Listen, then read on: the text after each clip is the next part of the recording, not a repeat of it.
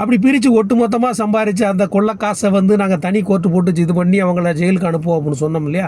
அதை நம்ம செஞ்சோமா? நம்ம செய்யவே இல்லை. ஸோ நம்ம ஒன்று சொல்கிறோம், அதை செய்கிறது இல்லை. அதை மக்கள் மத்தியில் வேறு மாதிரி போகுது, நம்மளும் அதுக்கு துணை போன மாதிரி ஆயிடுது. கடைசியில் கட்சிக்காரன் ஏமாந்து நடுத்தருவில் நிற்கிறான். நீங்கள் என்ன சொன்னீங்க? 2021 தேர்தல் முடிஞ்ச உடனே அந்த அமைச்சர்கள் யாராவது ஊழல் பண்ணியிருந்தாங்கன்னா அவங்க சொத்து சேர்த்த பட்டியல் எங்களுக்கு கொடுங்கன்னீங்க.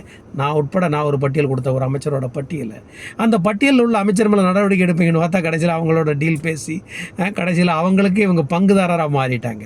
இது எங்கே போய் சொல்கிறது?